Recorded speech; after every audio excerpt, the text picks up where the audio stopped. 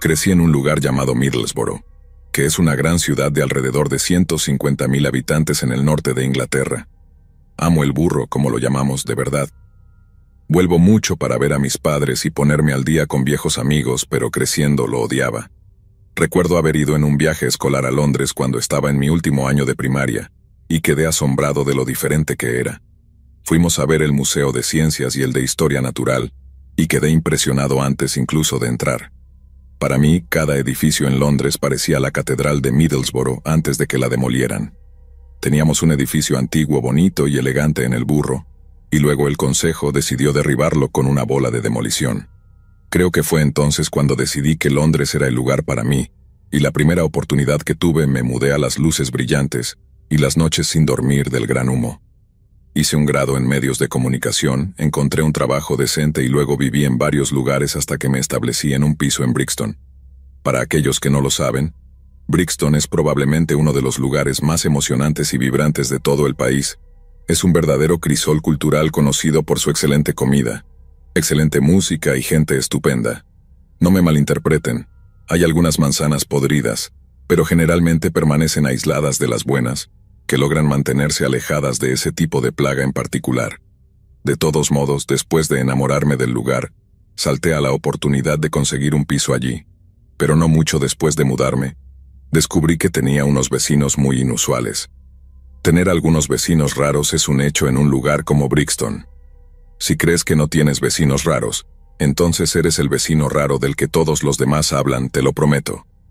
Pero las cosas solo se ponen raras en el sentido de jugar música electrónica extraña un domingo por la mañana, el tipo de música que suena como si R2D2 estuviera teniendo un ataque epiléptico, o alguien tocando tu puerta para preguntar si quieres unirte a un colectivo socialista de bordado. Es un tipo de rareza inofensiva, lo que supongo que es mejor llamar excéntrica. Pero de vez en cuando terminas viviendo junto al tipo de rareza mala, como lo hice entre 2012 y 2013. La primera vez que noté que algo no estaba bien fue a finales de 2012. Recuerdo volver a casa del pub local donde había estado viendo el fútbol con algunos amigos cuando vi a una joven y un hombre mayor salir del edificio de al lado. Nos cruzamos, y les di una sonrisa educada que, en el típico estilo londinense, no devolvieron. Esa es una cosa que noté del norte en comparación con el sur. La gente tiende a ser mucho más amistosa casualmente que en Londres, donde siempre parece que la gente es un poco sospechosa el uno del otro. Eso significa que no me sorprendió en absoluto que no devolvieran mi saludo, pero lo que realmente llamó mi atención fueron las cejas de la joven. Caminé junto a ambos en una sección de acera estrecha, así que les eché un buen vistazo mientras pasaban. El tipo tenía el cabello blanco y parecía ser un hombre árabe o indio de unos 50 o 60 años. La joven parecía que podría haber sido su hija o su sobrina, pero también había algo extraño en ella. No tenía cejas. No sé si era una condición médica o tal vez se las había afeitado, pero en lugar de pelos oscuros horizontales, solo había 2 líneas mal dibujadas sobre sus ojos. Después de darme cuenta de eso, traté de no mirar fijamente ni nada. Luego simplemente caminé junto a ellos y entré a mi edificio. Creo que fue la primera vez que vi a alguien de ese edificio de cerca. La primera vez que noté algo extraño en alguno de ellos. Y sé que algo como afeitarse las cejas es raro, pero no me pareció una gran señal de alerta en ese momento. Algunas personas son simplemente un poco raras, ¿verdad? Y si me asustara y empezara a espiar a los vecinos cada vez que uno de ellos comienza a actuar un poco extraño, tendría una pequeña versión en miniatura de la CIA en mi sala de estar. La chica sin cejas se quedó en mi mente y conté la historia a algunos amigos con un tono de comedia de horror. Pero si hubiera sabido lo que realmente estaba sucediendo en ese bloque de pisos, no creo que me hubiera estado riendo. Lo siguiente sucedió cuando volvía del trabajo. Estaba a unos pocos minutos de mi piso. Había una mujer caminando frente a mí con 2 bolsas pesadas de compras. Nunca la había visto antes y supuse correctamente que era una residente local. Pero luego, mientras caminábamos, sucedió algo muy extraño. Ambas bolsas que llevaba estaban llenas de comida, tanto que mientras caminaba, algo se cayó de una de las bolsas sin que ella se diera cuenta. Estaba a solo unos pasos de mi bloque de pisos en ese momento, así que me adelanté, Agarré lo que recuerdo distintivamente que era un paquete de 3 pimientos, y luego grité para informarle que había dejado caer algo. Ella se detuvo, me miró, y luego, en lugar de volver a recoger sus pimientos, simplemente siguió caminando a un ritmo más rápido. Al principio, honestamente pensé que no me había escuchado o no me había entendido, así que le grité nuevamente, dejándole más claro que solo estaba tratando de devolverle algo que había dejado caer. Ella no me miró, no me habló, simplemente siguió caminando y giró hacia el bloque de pisos vecino, de donde había salido la chica sin cejas. Me quedé allí con los pimientos de esta mujer, pensando qué demonios les pasa a las personas en ese bloque de pisos. No sabía qué más hacer, así que simplemente dejé los pimientos en su puerta, con la esperanza de que se diera cuenta de lo que había sucedido, y luego entré en mi propio bloque y subí a mi propio piso. Al igual que la chica sin cejas, encontré el encuentro extraño pero no aterrador. Entiendo que podría ser un poco intimidante si un hombre comienza a gritarle a una extraña en la calle de esa manera.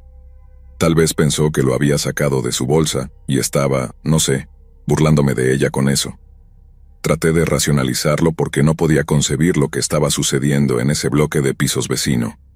Pero como pronto entenderás, podría haber hecho 1000 conjeturas y aún así no haberme acercado a lo que realmente estaba sucediendo. El siguiente evento tuvo lugar cuando estaba solo en mi piso, una noche lluviosa de martes, y escuché lo que pensé que eran radios de la policía viniendo del pasillo exterior. No estoy seguro si solo vi demasiados episodios de 24 horas bajo custodia policial, pero al escuchar el zumbido distintivo de las radios, supe que era la policía. Pero luego, cuando los escuché tocando la puerta del piso frente al mío, supe que algo jugoso estaba sucediendo. No quiero sonar como un gran chismoso, pero estoy seguro de que sabes de lo que estoy hablando. Si la policía estaba allí, algo serio había sucedido y sentí que era en mi mejor interés saber qué era. Entonces, me acerqué sigilosamente a mi puerta, miré por la mirilla y traté de tener una idea de lo que estaba sucediendo. Mi vecina abrió su puerta de inmediato, y pude ver que no estaba angustiada. Dio la bienvenida a los 2 policías a su piso y cerró la puerta, lo que significaba que ya no sabía cuál era la situación. Volví a la cocina y me mantuve en silencio mientras preparaba una taza de té. Luego, una vez que escuché que su puerta se abría nuevamente, me acerqué de nuevo a la puerta para escuchar. Fue entonces cuando la escuché mencionar algo sobre un disturbio en el edificio al lado del nuestro, el mismo edificio donde vivían todas esas personas raras. Tenemos una cultura de no meternos en los asuntos de los demás en el Reino Unido, y esa regla se aplica especialmente en Londres. Pero habiendo reunido todas las piezas de que algo no estaba del todo bien con las personas que vivían en el bloque al lado del nuestro, decidí hacer un poco de investigación. Una vez que la policía se fue, me acerqué al piso de mi vecina, la que estaba en mi edificio, no en el vecino donde estaban los raros. Toqué la puerta y me presenté. Luego le pregunté si no le importaría decirme por qué la policía había estado allí. Me invitó a entrar y luego se puso bastante ansiosa mientras me explicaba lo que había sucedido. Aparentemente, había estado escuchando sonidos extraños de golpes provenientes de los pisos de al lado durante bastante tiempo. Pero no quería hacer un escándalo al respecto, hasta que escuchó gritos. Cuando dijo que había escuchado gritos, pensé que se refería a una discusión doméstica o algo de esa naturaleza. Ya sabes, un hombre grita a una mujer, la mujer grita de vuelta al hombre. Tal vez el hombre cierra la puerta de golpe o la mujer lanza un jarrón, pero no se refería a gritos, se refería a gritos. Mi vecina dijo que solo pensó en llamar a la policía, porque parecía que realmente estaba ocurriendo un asesinato en la habitación de al lado, y lo peor de todo es que la policía ya había llamado al bloque vecino, solo para encontrar que nadie les abría las puertas. Ella señaló eso, y para cuando llegó la policía todo se había quedado completamente en silencio al lado, y ambos coincidimos en que eso significaba que, o bien lo que había causado los gritos había cesado, o la persona que gritaba ya no podía hacerlo. Fue un pensamiento sombrío, algún tipo de abuso doméstico estaba ocurriendo justo bajo nuestras narices, y había poco o nada que pudiéramos hacer al respecto. Pero la realidad era mucho, mucho peor. Pasaron unos meses más. El verano se convirtió en otoño, y no vi ni rastro de ninguno de esos raros del bloque vecino. También me mantuve en contacto con mi vecina, la chica amable que mencioné, y ella me aseguró que no había escuchado más gritos desde esa noche. Había escuchado otras cosas, a veces cosas bastante aterradoras, pero no gritos. Cuando le pregunté sobre las otras cosas, dijo que eran cantos, pero luego se corrigió. No sonaban tanto como cantos, sino más bien como cánticos. Si no era obvio que algo estaba muy, muy mal con las personas en ese bloque, lo de los cánticos lo habría dejado claro para cualquiera. Le pregunté a mi vecina si estaba segura de que no era solo alguien con una voz terrible cantando en la ducha o algo así. Pero ella estaba bastante segura de que eran múltiples personas. Era monótono y continuaba durante periodos incómodamente largos, antes de finalmente cesar. Le pregunté cómo estaba lidiando con eso y me dijo que en realidad estaba considerando mudarse. Estaba harta del estrés, harta de la gente llamando a la policía solo para que no hicieran nada al respecto. Así que imagina cómo me sentí cuando un día llegué a casa y encontré a 2 policías parados afuera de mi bloque, casi como si lo estuvieran vigilando. Mientras intentaba entrar en mi bloque, uno de los policías me detuvo y me preguntó si era residente. Cuando dije que sí, me preguntó si tenía tiempo para responder algunas preguntas. Le dije que sí, le di mi número de piso y luego, unos 20 minutos después, recibí un golpe en mi puerta. Eran 2 detectives de la Metropolitana, y cuando pregunté cuál era el problema, me dijeron que no podían revelar detalles de su investigación. No tenían que hacerlo. Sus preguntas me dijeron casi todo lo que necesitaba saber. La primera pregunta fue algo así como: ¿ha notado alguna vez algo inusual en el comportamiento o el estilo de vida de las personas de al lado? Creo que esperaban una respuesta de solo unas pocas palabras, pero lancé un discurso de 10 minutos sobre la chica sin cejas, la mujer que parecía demasiado asustada para hablar conmigo, así como los extraños cánticos y gritos que mi vecina estaba considerando mudarse. Les conté todo lo que sabía, expresé todas mis preocupaciones, y mientras uno de los detectives escuchaba, el otro escribía tanto de lo que decía como fuera posible. Luego, una vez que terminamos, me agradecieron por mi tiempo y se despidieron, pero antes de que se fueran, les pregunté una vez más si estaban seguros de que no podían decirme lo que había estado sucediendo en el bloque de al lado. Nunca olvidaré la mirada que uno de ellos me dio, antes de decir algo como: entre tú y yo, amigo, leerás todo sobre esto en los periódicos antes de mucho tiempo. Tenía razón. En las siguientes semanas comenzaron a surgir más y más detalles sobre lo que había estado sucediendo en el bloque de al lado, y en el centro de todo estaba un hombre llamado Camarada Bala, Aravindan Balakrishnan. Había crecido en Singapur antes de mudarse al Reino Unido, a pesar de que, como comunista, el Camarada Bala afirmaba odiar al Reino Unido y todo lo que representaba. Estudió en la London School of Economics, se casó y se unió al Partido Comunista local, pero pronto fue expulsado debido a que sus opiniones eran demasiado extremas. Luego tomó un pequeño núcleo de sus seguidores y los trasladó a una casa en el sur de Londres.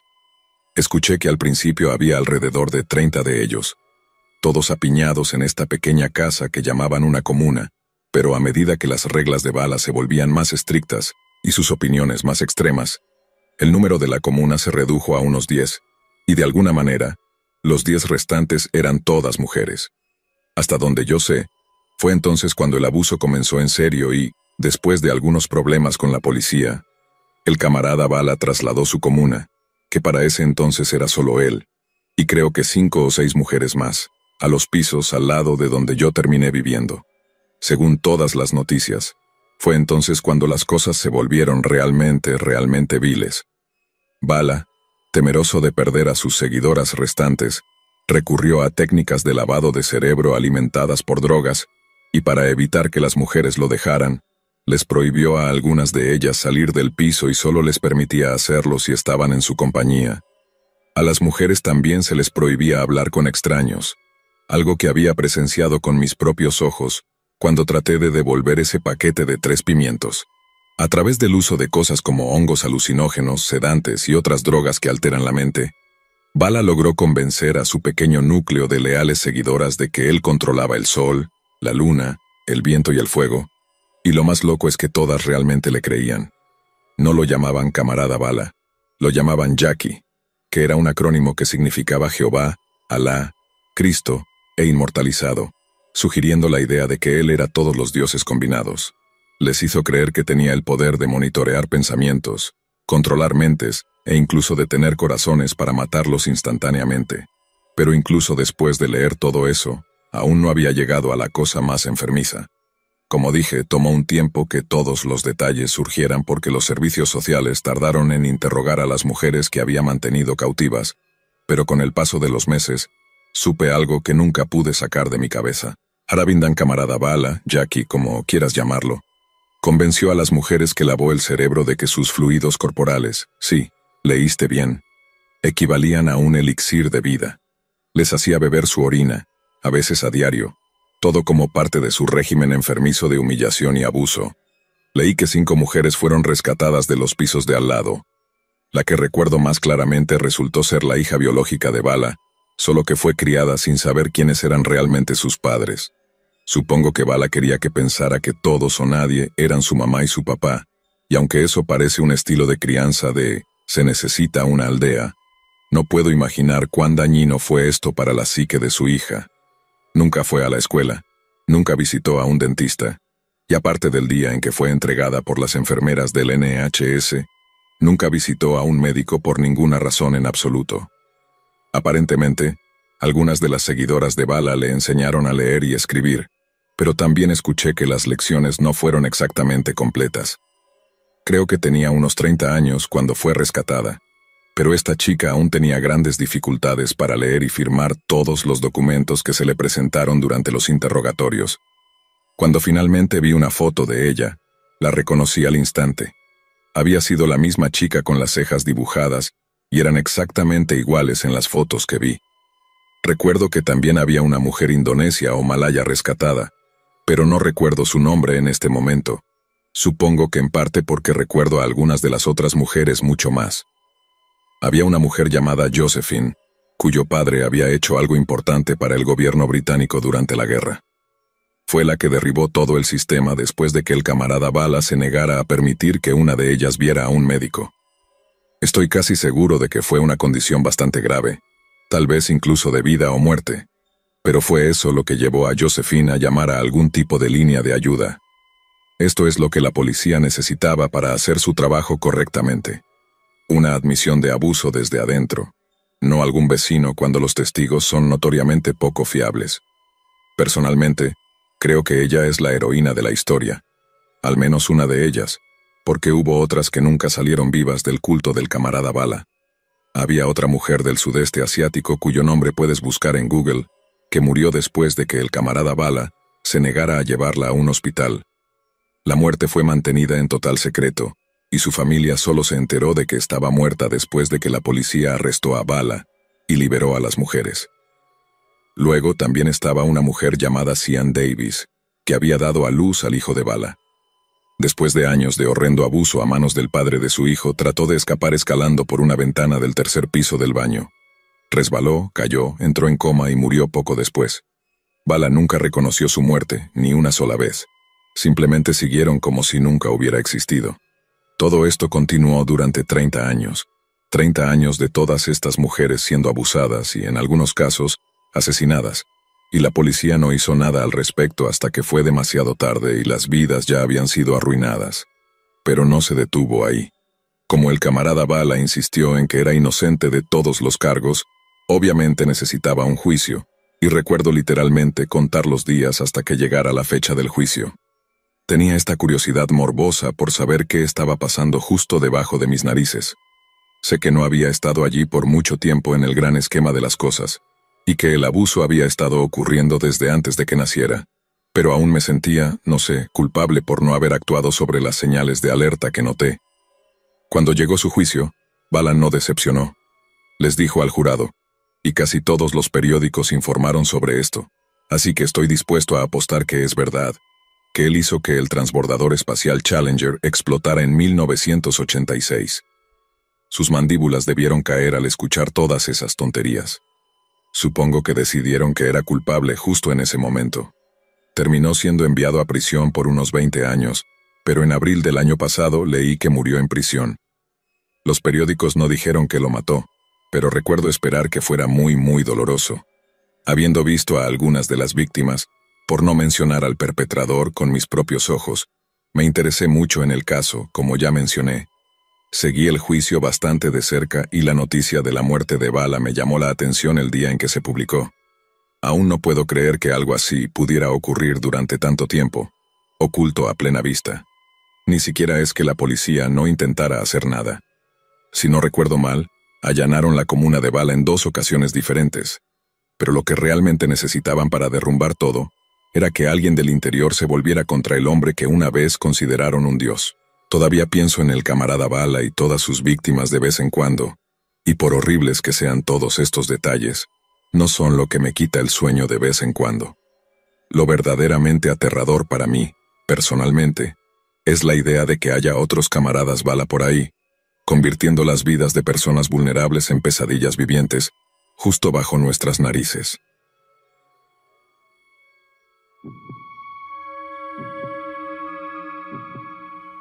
Mientras viajaba por Asia, tomé un tuk-tuk que es como un rickshaw, para ir al centro del pueblo con un joven conductor. Mientras conducíamos, él se dio la vuelta y me dijo que no me iba a llevar al centro del pueblo porque conocía un lugar mejor en la jungla, un lugar que él y sus amigos amaban. Al viajar a cualquier lugar, una proposición como esta siempre es un no en Asia, Rusia o el Medio Oriente. Es una gran señal de advertencia y podría terminar siendo fatal.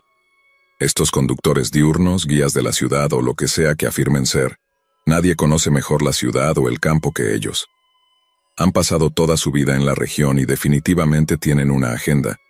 Dejar que te lleven fuera de la red es una de las formas en que se adelantan. También es como los turistas son violados en estos países izquierda y derecha, desafortunadamente no en las áreas de visitantes principales. Pero si te encuentras mochileando en regiones donde nadie habla tu idioma, te encontrarás mirando por encima del hombro mucho más a menudo. Le dije que no. Le dije que quería ir al centro del pueblo y eso era todo.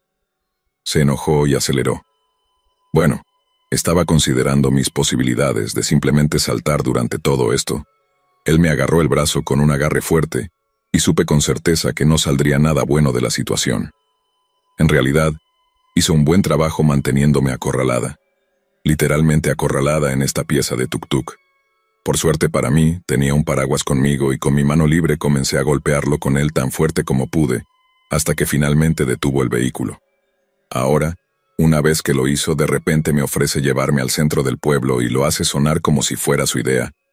Puedo ver sangre corriendo por su nariz, su cabello todo despeinado por la absoluta paliza que le di con ese paraguas. Me reí en su cara. No, reuní las escasas pertenencias que tenía y me bajé de ese pequeño voltereta callejera. El conductor me maldijo, escupió a mis pies y se fue gritando todo tipo de tonterías. Realmente no pensé en nada de eso.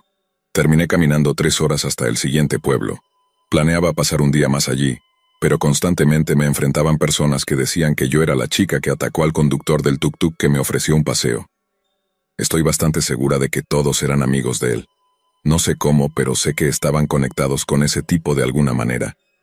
Todos eran hombres jóvenes con la misma actitud y apariencia, y la misma mala actitud. Tenían que ser compañeros conductores o tal vez clientes habituales a los que él daba paseos. De cualquier manera, me tenían en la mira, y después de la agresión que ese conductor me mostró, asumí que estos tipos podrían hacer cualquier cosa. Durante el resto de mi tiempo allí me mantuve en áreas concurridas hasta que pude tomar un tren para salir. Fue una situación de pesadilla esconderme de todas estas personas todo ese tiempo.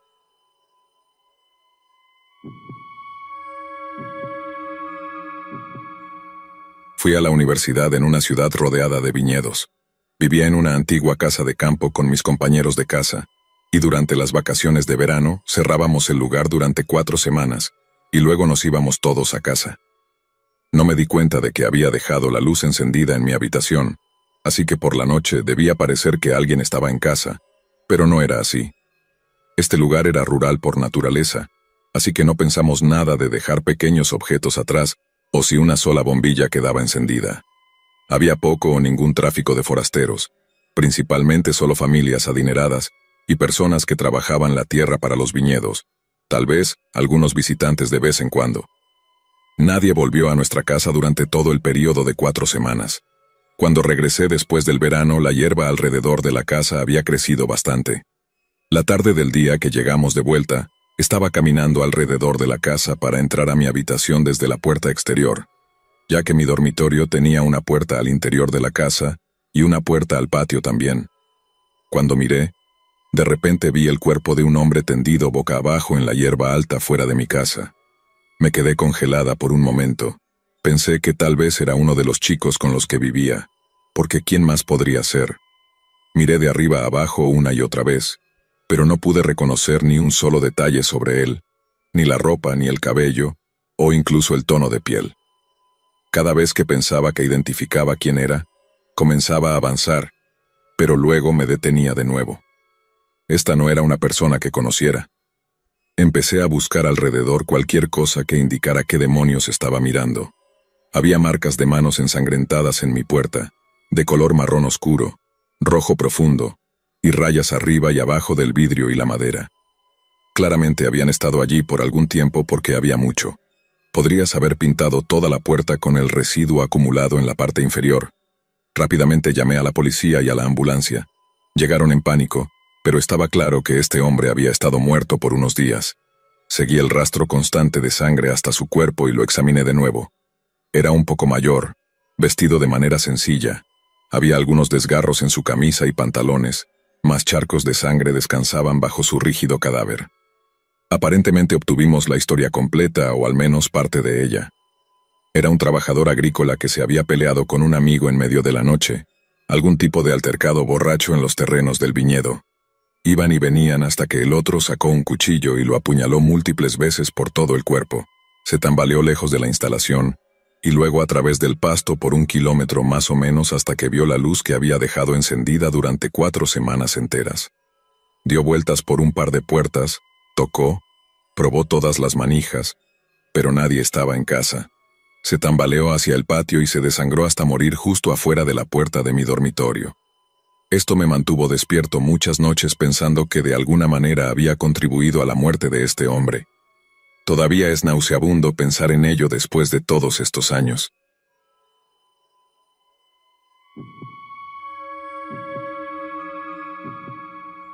Más tarde, creo que el confinamiento me afectó más que a la mayoría.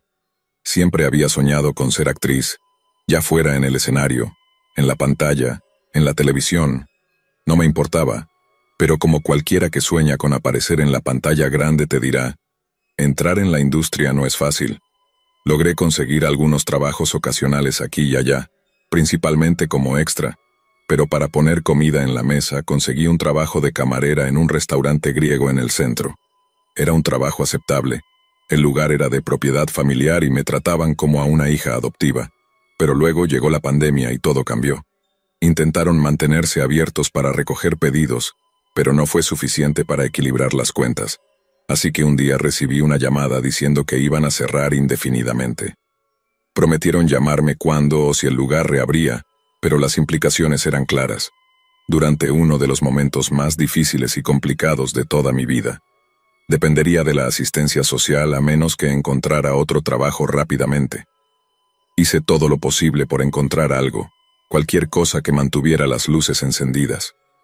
Pero por una razón u otra fracasé una y otra vez. A medida que me aislaba cada vez más, me deprimía más y más. Y cuando tuve que considerar poner a mi gato en adopción, estaba al borde de un colapso emocional completo.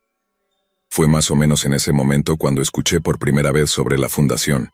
Ahora, la fundación no es el nombre real de esta organización, ni quiero revelar mi nombre o ubicación. Podría dar una explicación larga de por qué quiero mantenerme en el anonimato, pero me gustaría pensar que mi razonamiento se volverá obvio a medida que la historia avance. Me encontré con el sitio web de la fundación después de caer en un agujero de autoayuda. Había visto muchas cosas bastante extrañas en mis viajes digitales, y nunca había sido fanática de los signos zodiacales o las auras ni ninguna de esas tonterías. Así que cuando me encontré con esta organización de autoayuda que se presentaba de una manera muy lógica y sensata, me interesé de inmediato. No te aburriré con todos los detalles intrincados, pero la esencia es que ofrecían una serie de programas de autoayuda en el área, como desarrollo personal, profesional o familiar. Pero lo que realmente me interesó fueron todas las críticas elogiosas que tenían. No estoy hablando de cosas que pusieron en su sitio web. Estoy hablando de cosas que había oído en varios foros de autoayuda en línea. La fundación siempre parecía mencionarse cada vez que surgía el tema de un programa de autoayuda exitoso en cualquier lugar. Así que después de verificar algunos de ellos por mí misma, decidí comprar uno. Tuve que pedir dinero prestado a mis padres y lo peor es que mentí. Y les dije que lo estaba gastando en otra cosa. Pero la verdad es que lo envié directamente a la fundación y rápidamente me enviaron algunos esquemas preliminares del curso para que los revisara. Me gustaría poder decirte que todo fue un montón de tonterías, pero no lo fue. Esos esquemas de cursos parecían concisos, bien pensados, y los seminarios en video eran acogedores y productivos. Y aunque inicialmente me preocupaba mi decisión de enviarles literalmente cientos de dólares, de repente me encontré sin ningún arrepentimiento. Los cursos realmente funcionaron para mí. Me ayudaron a organizar mejor mi tiempo, me ayudaron a motivarme y cuando finalmente conseguí un trabajo desde casa para una pequeña empresa de envíos, creí firmemente que tenía que agradecer a la fundación por todo mi éxito. Uno de mis mentores entonces me aconsejó que me metiera en la actuación de voz y después de aplicar la misma disciplina y ética de trabajo, logré conseguir un trabajo secundario haciendo trabajo de voz freelance para, prácticamente cualquiera que lo necesitara. Una vez más pensé que tenía que agradecer a la fundación por mi éxito. Para entonces me había tragado completamente su mensaje, así que cuando finalmente completé mi primer curso, me inscribí en el segundo sin dudarlo. Era mucho más caro que el curso introductorio, mucho más caro de hecho, pero como dije, me había tragado completamente el mensaje. Así que unos pocos miles de dólares parecían nada para continuar mi viaje. La forma en que mi mentor lo planteó fue: piénsalo como una inversión. Viste un retorno en tu primera y verás un retorno proporcional en esta también. Al comenzar lo que llamaron un programa de propósito, que se suponía que debía afirmar nuestra visión, dirección y principios personales, me emparejaron con un compañero de propósito. La idea era que, a menos que fuera absolutamente necesario, debíamos abstenernos de comunicarnos con cualquier persona, excepto con nuestro compañero de propósito. De esta manera, podríamos mantenernos en el camino sin influencias externas indebidas que pudieran agotar nuestra motivación y desviar nuestra dirección. Mirando hacia atrás, esta fue la primera vez que fomentaron algún tipo de comportamiento de culto, pero la forma en que lo maquillaron parecía nada más que un sistema de compañeros inofensivo. Todo era tan sutil y tan inocentemente formulado, pero el objetivo era alejarnos de nuestra familia y nuestros amigos, para que nos hundiéramos más y más en las garras de la fundación. En cuanto a la segunda inversión, no vi el mismo tipo de retorno inmediato, pero ahí es donde entró mi compañero de propósito. Era un tipo al que llamaremos Todd, un padre de 2 hijos del Medio Oeste. Trabajaba como inspector escolar. Era un gran tipo y me aseguró que todo lo que necesitábamos hacer era seguir con el programa, continuar manifestando nuestros objetivos, y eventualmente daría sus frutos. Solo que no lo hizo. Salimos del confinamiento. Los trabajos de actuación comenzaron a abrirse de nuevo, pero una vez más, luché por conseguir algo y comencé a frustrarme mucho. Terminé contactando a mi mentor, que también resultó ser el mentor de Todd, y le expliqué mi situación. No sentía que el programa de propósito estaba funcionando para mí, y le pedí que me recomendara un curso alternativo. Entonces realizamos lo que se conoce como una evaluación de brechas, que parecía bastante científica en ese momento, pero probablemente era un montón de tonterías, y una vez que se hizo, mi mentor prometió volver a contactarme con sus recomendaciones. Una semana más tarde, mi mentor finalmente respondió mis llamadas, pero cuando lo hizo, soltó la bomba. No te aburriré con todo el lenguaje de culto, pero lo resumido es que mis brechas, es decir, mis defectos, eran más amplias de lo anticipado. Si el programa de propósito no estaba funcionando para mí por alguna razón, entonces obviamente necesitaba una tutoría más extensa y comprensiva, conocida como el programa de niveles de eficacia personal. Pero esa tutoría tenía un precio, y ese precio era de $177,000. No sé por qué eligieron un número tan extraño, pero no importaba. Esa fue la primera vez que me detuve y pensé para mí misma: no quieren ayudar a la gente, solo quieren ganar dinero. Si realmente les importara, ¿por qué no poner todos los programas al mismo precio? Todos tomaban prácticamente la misma cantidad de tiempo. Entonces, ¿Por qué el salto masivo en el precio a medida que avanzabas en el sistema?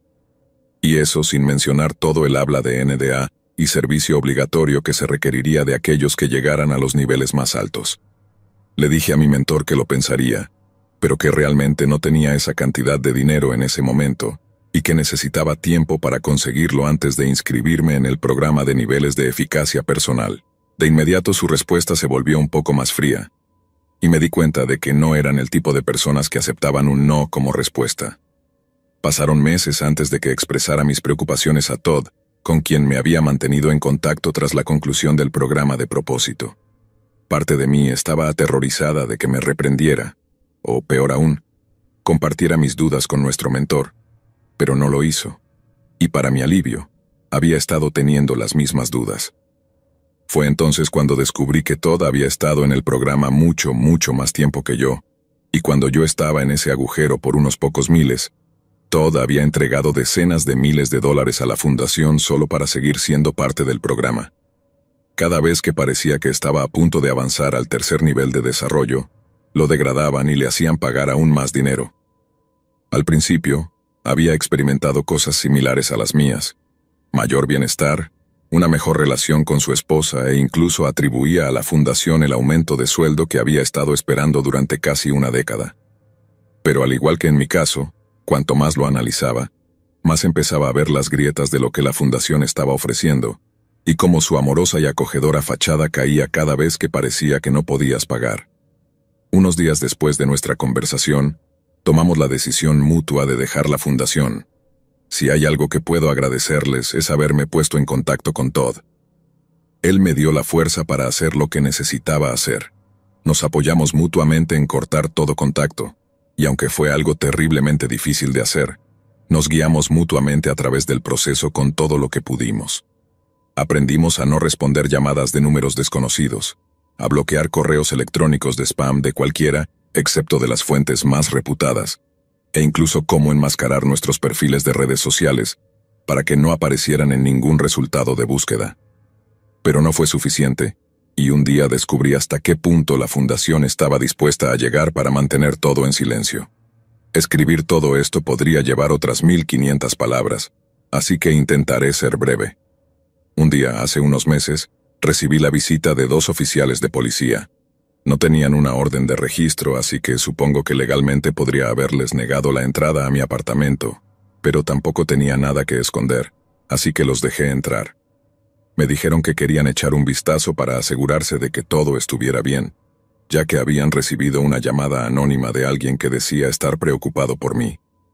Tuve una sensación inquietante de que la fundación tenía algo que ver, pero no tenía idea de cómo. Afortunadamente, uno de los oficiales de policía aclaró las cosas una vez que terminaron de mirar alrededor. De inmediato me preguntaron si había hecho enemigos recientemente, y cuando dije que sí, que de hecho lo había hecho, me dijeron de qué se trataba su visita. No había habido una llamada de un familiar o amigo preocupado. Los policías habían recibido un correo electrónico de una dirección desconocida que afirmaba que yo, y no estoy bromeando aquí, estaba grabándome torturando animales y luego subiéndolo a internet por dinero. El correo electrónico afirmaba que lo estaba haciendo en casa y que llevaba un tiempo haciéndolo. Así que una vez que los policías parecieron satisfechos de que no estaba haciendo nada de eso, quedó bastante claro lo que realmente estaba sucediendo. Esa fue solo la primera etapa del acoso, aunque por loco que parezca, en realidad tuve suerte porque lo que le hicieron a Todd fue mucho peor. Recordar la llamada telefónica que tuve con él es una experiencia emocional, por decirlo menos, así que discúlpame si no comparto los detalles.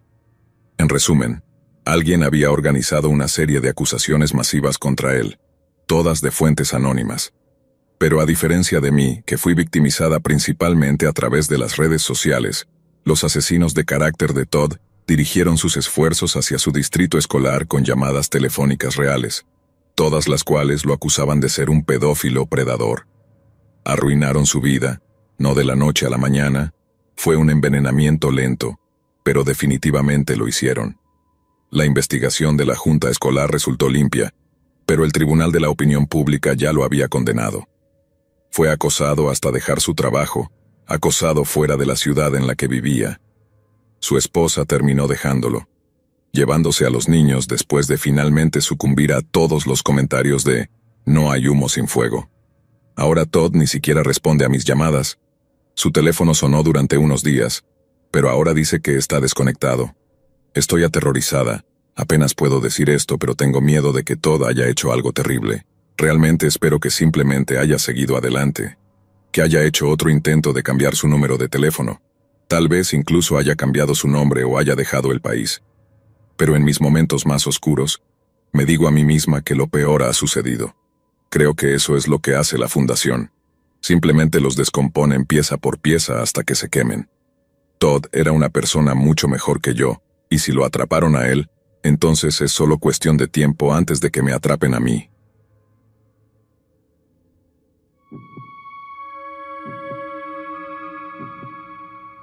Estaba conduciendo desde Georgia a California para visitar a un amigo. No quería volar porque quería ver los paisajes en el camino. Cuando llegué a San Diego, el hotel que reservé en Expedia me dio muy mala espina desde el principio, pero estaba exhausta y solo quería descansar. Recibí mi llave de la habitación y me registré. Esto fue realmente fuera de mi carácter, porque generalmente tomo todas las precauciones cuando viajo sola. Las peores historias que has escuchado son sobre mujeres solas en la carretera, o al cruzar el país bajando la guardia por solo un minuto. Soy del tipo que evita esas situaciones por completo, y hago todo lo posible para asegurarme de que no haya nada sospechoso ocurriendo. Sin embargo, esta vez estaba demasiado cansada. Cerré la puerta con llave y, porque siempre estoy en guardia, puse el pestillo en la puerta para mayor seguridad. Esto al menos me dio algo de tranquilidad. Alrededor de las 4 a.m., me desperté al escuchar a alguien tratando de entrar en mi habitación. Habían abierto la puerta, pero no podían pasar del pestillo que estaba cerrado. Rápidamente me levanté, me vestí, y fui a la puerta para ver qué demonios estaba pasando. Encontré a 2 hombres fuera de mi puerta con la mano en la ranura de la puerta gritándome. Seguían diciendo cosas como, «Ven aquí, niña bonita», o «Qué cara tan bonita», algo así, mientras sus dedos sucios se deslizaban arriba y abajo por el marco. Podía ver la presión en las bisagras y en el pestillo por apoyarse contra la puerta. Traté de mantener un ángulo en el que no pudieran verme. Cada vez que me movía un poco demasiado en la dirección equivocada, podía hacer contacto visual con ellos mirándome de arriba abajo y continuando diciendo cosas espeluznantes. No podía creer que lo único que me mantenía a salvo de ser agredida y asesinada era esa pieza de acero de 5 centímetros atornillada a la puerta. Rápidamente llamé a la recepción para ver qué demonios estaba pasando y su respuesta fue, «Oh, no sabía que todavía estabas allí». Todo se enfrió cuando escuché eso. Las únicas personas que sabían que estaba encerrada en esta habitación eran los tipos justo fuera de la puerta tratando de entrar a la fuerza. Incluso al empleado no le importaba que estos hombres estuvieran intentando entrar por razones desconocidas. Estaba más que furiosa y fui a la recepción con todas mis cosas. Les expliqué a los tipos afuera que iba a salir y que si alguien me tocaba, pelearía, gritaría y llamaría a la policía. Les dije que les arrancaría los ojos si intentaban algo. Se pusieron un poco más serios y me dieron un amplio margen mientras salía. Llevé todo en un brazo cruzado sobre mi pecho. De esta manera podría literalmente soltarlo todo y correr si lo necesitaba, sin preocuparme de que una correa suelta me detuviera o me hiciera retroceder. Era todo un escenario de pesadilla para mí, pero afortunadamente tenía algunos movimientos más bajo la manga. Al llevar esa carga frente a mí era casi como una armadura entre yo y esos extraños. Si intentaban agarrarme, tendrían un 50-50 de agarrar un puñado de ropa, y en mi mano derecha tenía mi llavero con cada llave sobresaliendo entre mis nudillos. No estaba bromeando cuando dije que les arrancaría los ojos antes de que me lastimaran. La mujer en la recepción dijo que ni siquiera tenía una reserva, aunque yo tenía un papel que decía que me había registrado, pegatinas de mi coche para estacionar allí, y una llave de la habitación. Toda la evidencia decía que estaba en lo correcto, pero esta empleada parecía casi convencida de que estaba llevando a cabo algún tipo de estafa, como si hubiera engañado mi camino a la habitación. Dijo que la habitación en la que estaba había sido alquilada a los caballeros en el pasillo por un mes y que solo estaban a mitad de su estancia. De alguna manera, me habían alquilado una habitación que ya estaba ocupada, lo cual explicaba por qué tanto ellos como yo Teníamos una llave que funcionaba en la puerta. Completamente atónita, no podía creer lo que estaba escuchando. Ella buscó mi información y dijo: «Oh, ya veo, no reservaste con nosotros sino con Expedia. No nos asociamos con ellos». Todavía estoy confundida sobre por qué en el mundo me dieron una habitación, pagué por ella y luego tuve problemas por estar en ella. Se negó a llamar a su gerente a las 5 a.m. Así que esperé hasta que llegó a las 9 a.m., exigí un reembolso, lo obtuve y luego me fui. No importa cuán aterrador pareciera todo el asunto, definitivamente habría terminado de manera diferente si no hubiera puesto el pestillo en la puerta. Podría haber sido un titular en el periódico que nunca habría leído.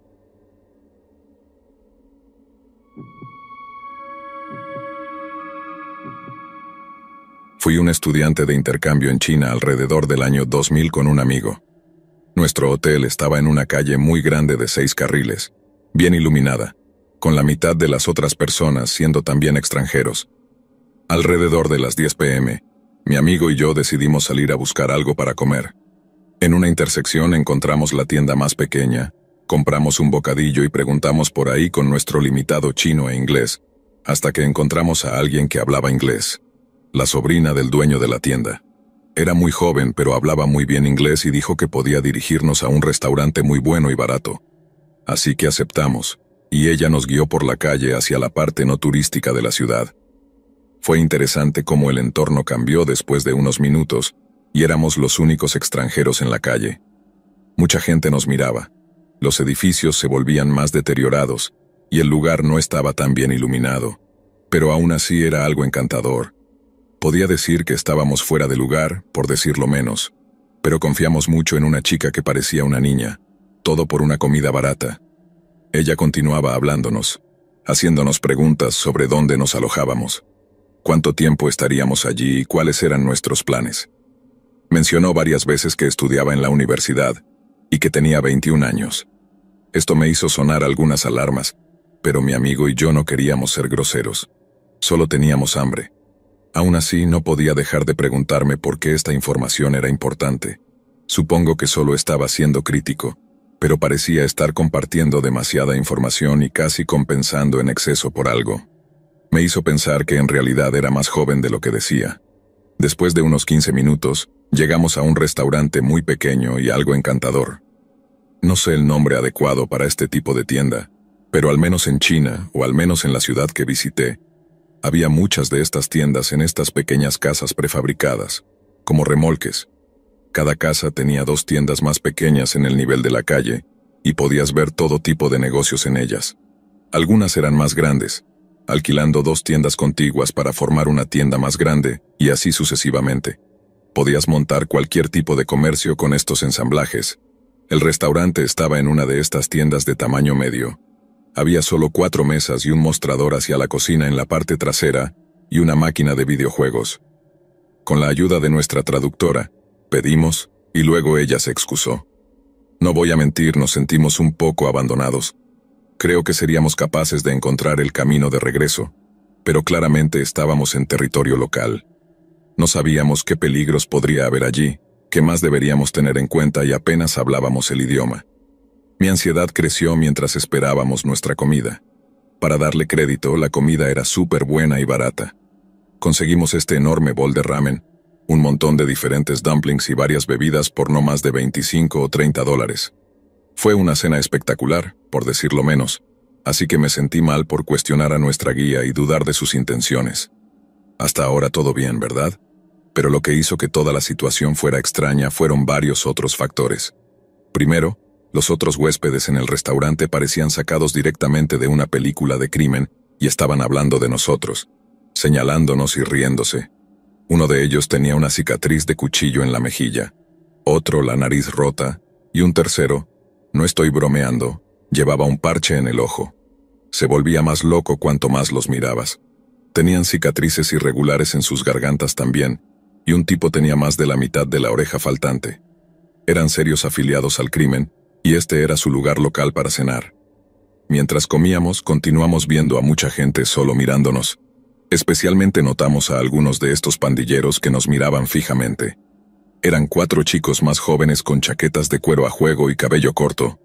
Estaban patrullando las calles al menos 4 veces mientras estuvimos allí, y siempre miraban directamente hacia nosotros cuando pasaban por la tienda.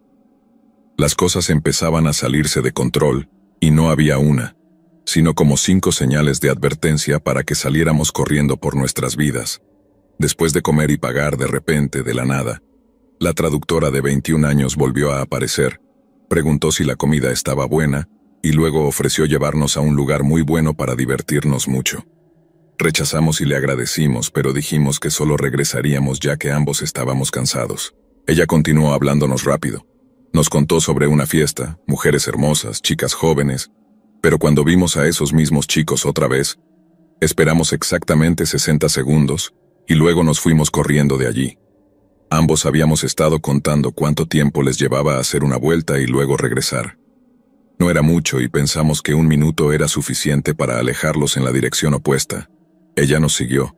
Parecía muy frustrada, incluso nerviosa de que nos fuéramos tan repentinamente, e intentó convencernos lo mejor que pudo para que la siguiéramos. Salimos de allí lo más rápido que pudimos. En modo de alta velocidad, llegamos de nuevo a esa gran carretera principal de 6 carriles y nos despedimos de ella. Toda la situación fue aterradora y realmente parecía sospechosa.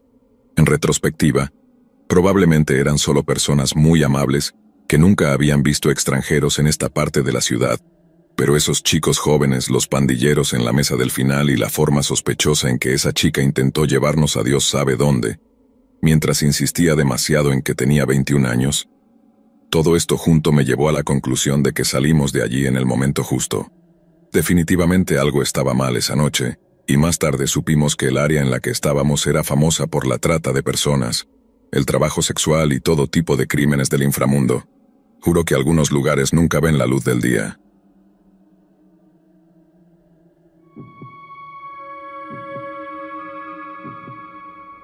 Una breve historia de fondo. Vivimos en unos apartamentos y conocemos a la mayoría de los vecinos. Era la semana de Acción de Gracias y normalmente suelo llegar tarde a todas partes. Además tenía un largo viaje por carretera por delante para ver a la familia de mi pareja. De alguna manera estaba realmente temprano y nos íbamos con muy buen tiempo. Cargué mi coche, estaba todo listo, las mascotas adentro y estábamos listos para irnos. De repente, una chica que nunca había visto antes apareció de la nada luciendo muy preocupada. Se acercó a mí y a mi novia, y nos dijo que necesitaba ayuda. Comenzó a llorar y dijo que era por un tipo.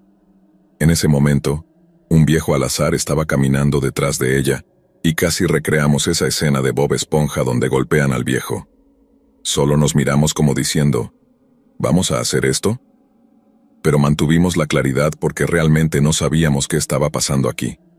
Le pregunté a la chica qué estaba mal y si alguien estaba tratando de hacerle daño.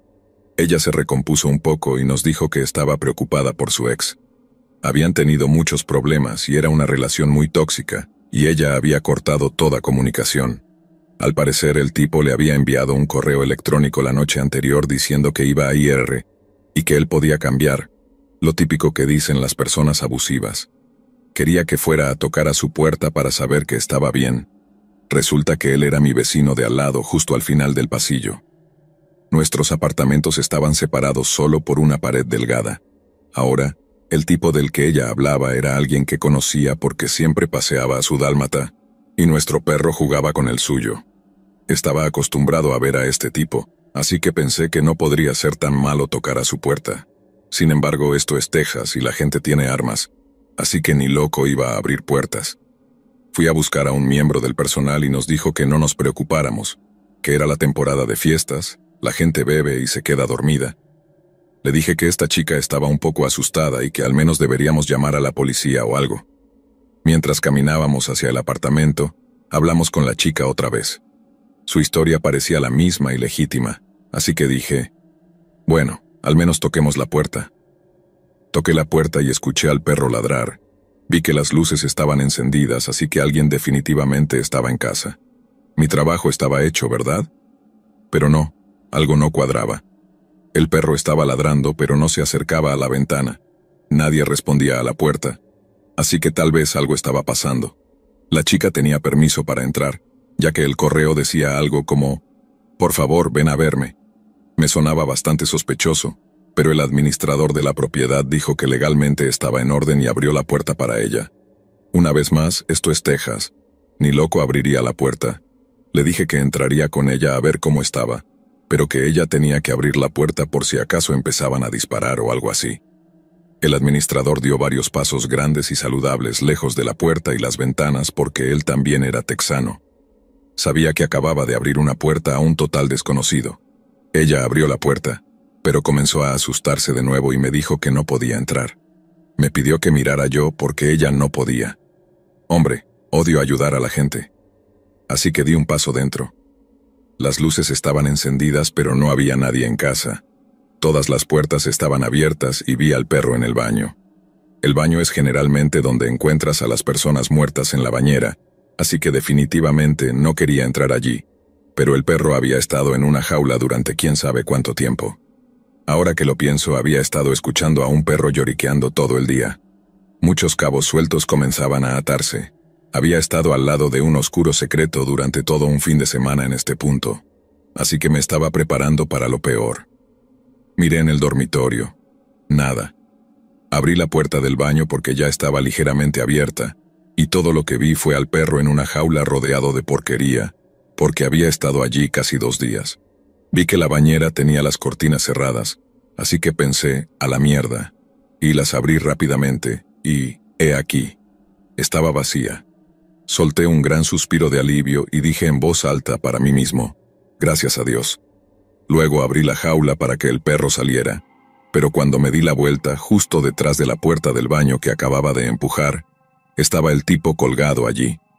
Santo cielo. Este es alguien que conocía y con quien interactuaba al menos a diario, y ahora está muerto como un tronco. Ni siquiera estaba realmente colgado, parecía estar en cuclillas con el cuello atado a la puerta. Sus ojos estaban horriblemente salidos de sus órbitas, mirándome fijamente. La cuerda o lo que fuera que estaba usando alrededor de su cuello se cortaba tan profundamente que podía ver las venas reventando justo debajo de la piel. Esto me dejó totalmente descolocado porque supongo que había bajado la guardia, así que fue realmente impactante. Pasó de, todo está bien, a un completo desastre en un instante.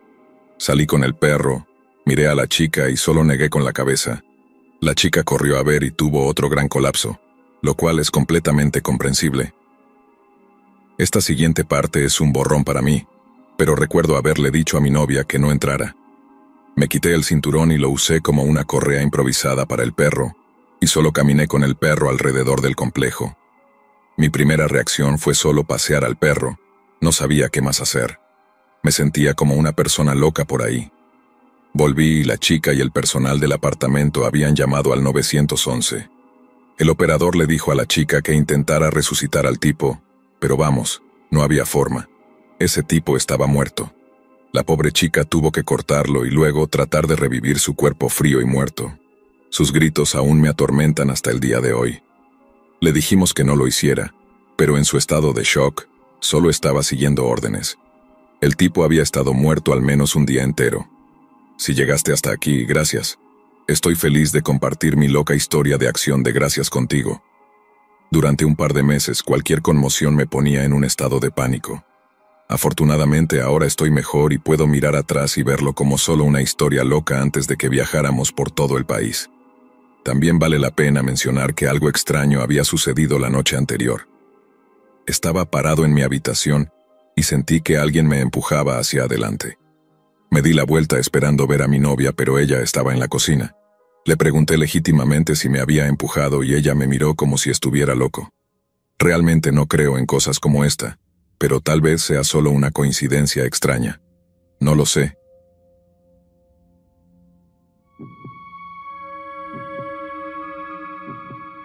Era una tarde de verano en Sao Paulo cuando recibí una llamada que cambiaría el curso de mi vida para siempre. Era Leticia, mi antigua mejor amiga, con quien había compartido incontables recuerdos desde la infancia. Nuestra amistad había comenzado en los bancos de la escuela, compartiendo secretos y sueños, pero con el tiempo nuestras vidas tomaron rumbos muy distintos. Leticia siempre había sido la más aventurera de las dos, siempre buscando respuestas a grandes preguntas, explorando filosofías y grupos que prometían revelaciones profundas. Pero esa tarde, Su voz sonaba diferente, más distante y misteriosa.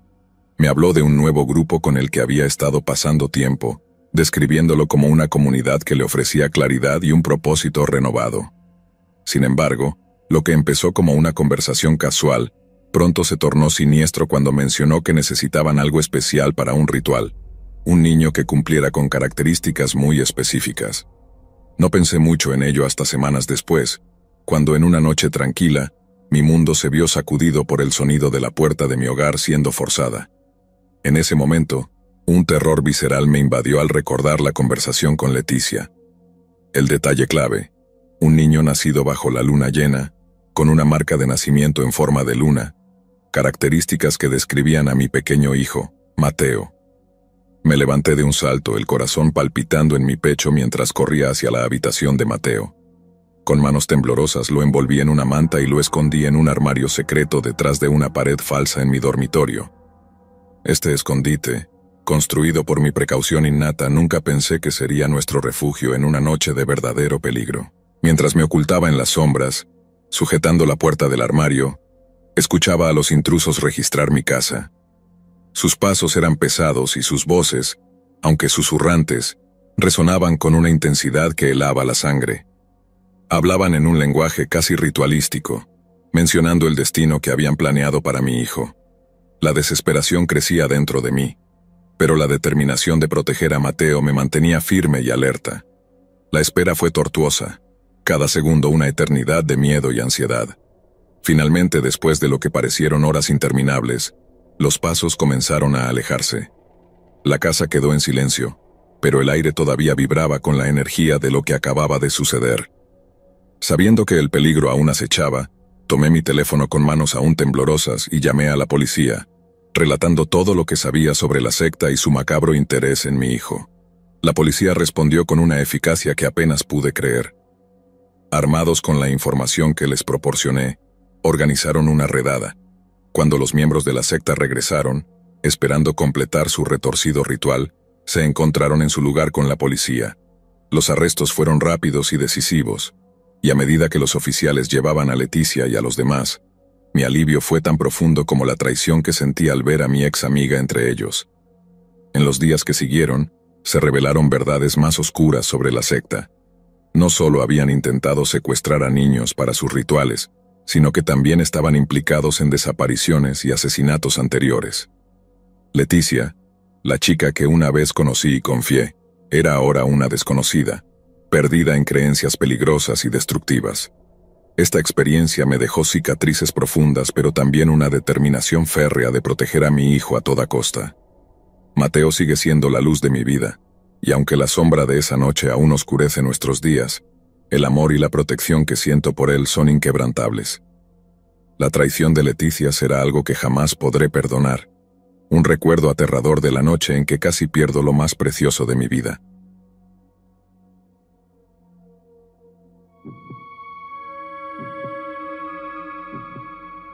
Mi nombre es Khalil, y esta es la crónica de mi descenso a un infierno disfrazado de salvación.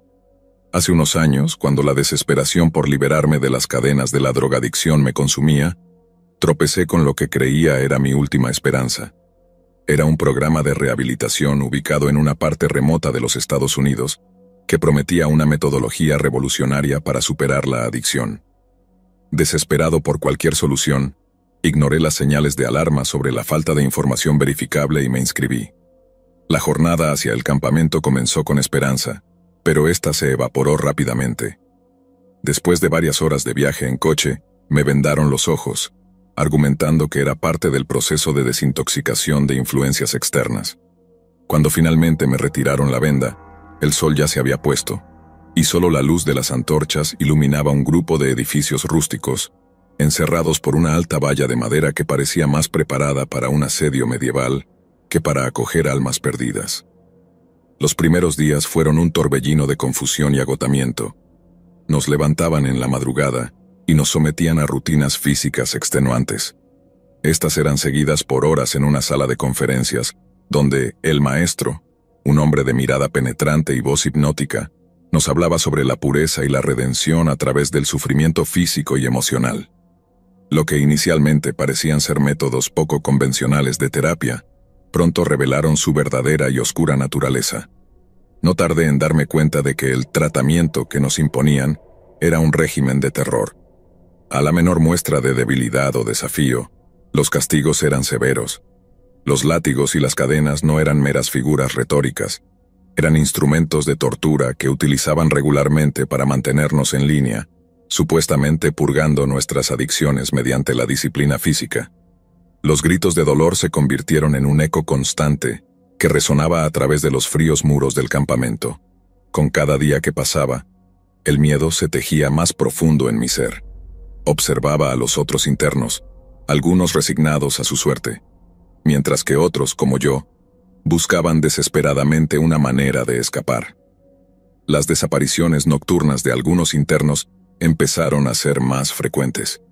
Las explicaciones vagas de los guardias no hacían más que alimentar las teorías más oscuras entre nosotros.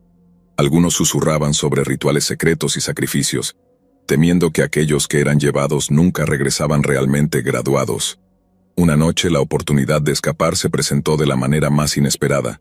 Una tormenta eléctrica azotó el área, y un rayo alcanzó uno de los transformadores principales del campamento, sumiendo todo en oscuridad. Usando la confusión y el caos subsiguiente a mi favor, logré deslizarme fuera de mi habitación y encontrar un camino a través de la valla dañada por un árbol caído. El bosque a mi alrededor era espeso y oscuro, pero el terror a ser atrapado me empujaba hacia adelante. Tropezando entre las raíces y los arbustos, corrí toda la noche, guiado solo por el instinto de supervivencia y el lejano sonido de un camino transitado. Cuando por fin encontré una carretera estaba tan desgastado y magullado que apenas podía hablar. Sin embargo, conseguí explicar lo suficiente a un conductor compasivo para que llamara a la policía. Lo que siguió fue una investigación frenética pero infructuosa. Cuando la policía y yo llegamos al lugar donde debía estar el campamento, no encontramos más que un claro vacío en el bosque. No había rastro de los edificios, ni del maestro, ni de los guardias, y mucho menos de los internos desaparecidos. Todo había desaparecido, como si la tierra misma se hubiera tragado el campamento entero. Hasta el día de hoy, el misterio de lo que realmente ocurrió en ese campamento sigue sin resolverse. No sé qué fue de los demás internos ni del siniestro líder y sus secuaces. Lo único que sé es que escapé de un destino que, estoy seguro, habría sido peor que la muerte. Esta historia es mi advertencia a todos aquellos que buscan ayuda en sus momentos más vulnerables. Tengan cuidado de dónde y a quién buscan su salvación. Algunos monstruos no acechan en las sombras de la noche, sino a plena luz del día, disfrazados de salvadores.